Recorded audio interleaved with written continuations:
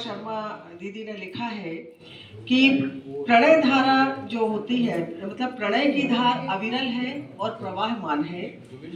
विशाल आसमान की तरह कोई ओर छोर नहीं है। समस्त ब्रह्मांड प्रेम से पल्लवित होता है।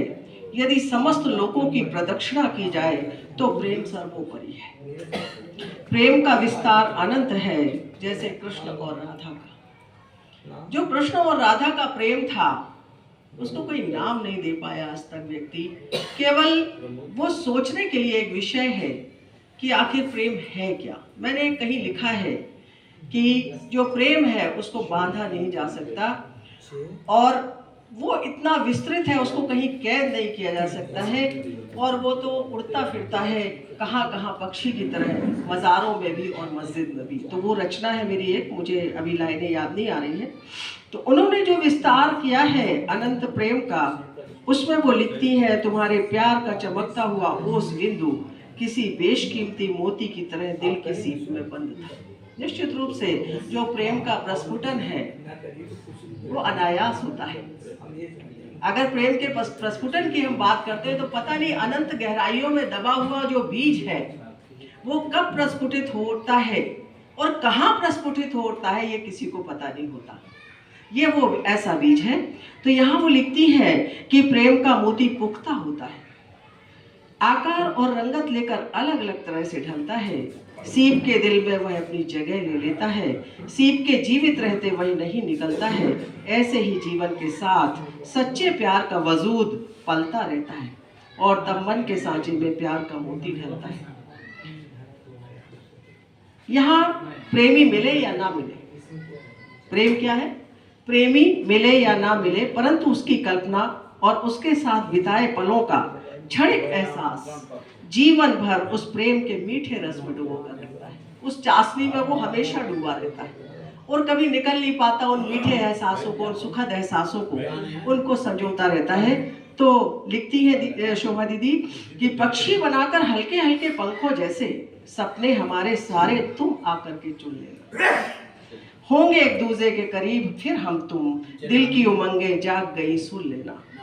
मैं भी देखा करती हूँ ऐसे सारे सपने, उमंग से भर देते हैं हृदय स्वप्न अपने। तुम भी सपनों में आकर एक दिन के लिए जी भर कर मुझे प्यार कर लेना। निश्चित रूप से जो प्रेमिका है उसके मिलन की आस और बीते कल को याद कर विरह वेदना में तड़पती रहती है। जानती है कि फिर मिलन संभव नहीं है, फिर भी लेकिन उस मिलन की कल्पना मात्र से नयन बरस उठते हैं, गला अवरुद्ध होता है और तरस उठता है मन की। मेरे हृदय की पीड़ा मेरे प्रीतम पद तक पहुंच जाए। किसी भी तरह से वो जो प्रेयसी है वो चाहती है कि मेरी पीड़ा उस तक पहुंच जाए और मैं उसे एक बार देख लूं, अपनी अखियों में बसा लूं और फिर कभी न दूर हूं। लिखती है, देखा तुमको सामने तो मन मचल गया, काबू में कर रखा था ये बदल गया। चाहूं बस तुमसे ही मुलाकातें हों, तुम्हें देखती बैठूं और बस बातें हों। एक आहट से मैं तुम्हें पहचान सकती हूँ। ये देखिए कितनी बड़ी बात है।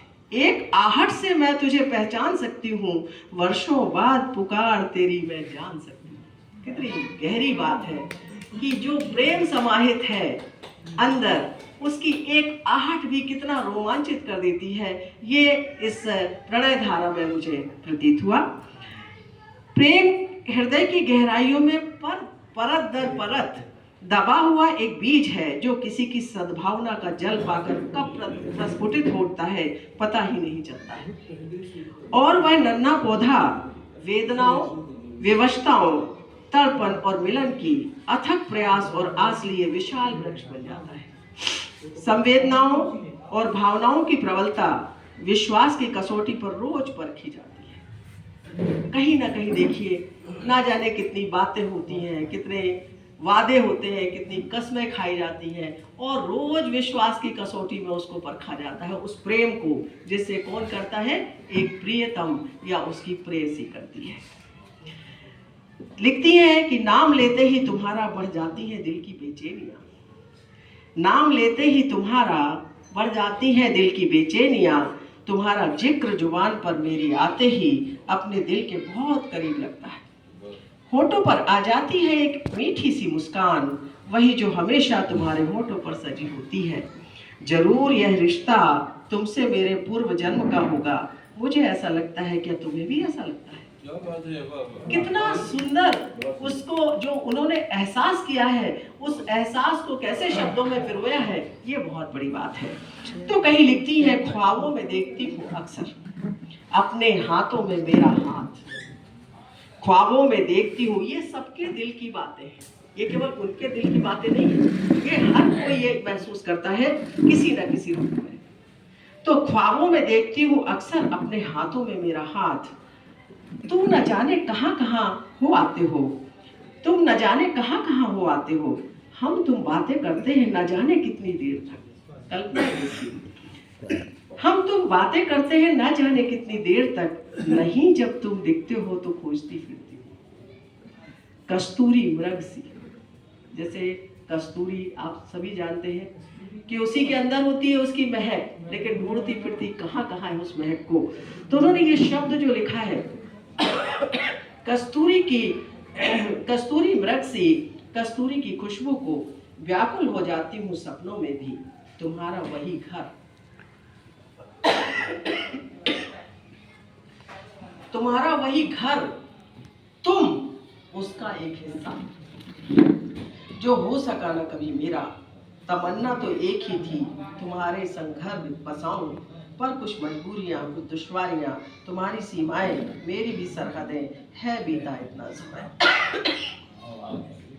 बावजूद, देखिए इतना सब होने के बाद भी क्या चाह रही है प्रेमिका, कि बावजूद इसके भी पहुंच जाने को तुम तक बड़ा मन करता है। मतलब इतने अथक प्रयास किए, और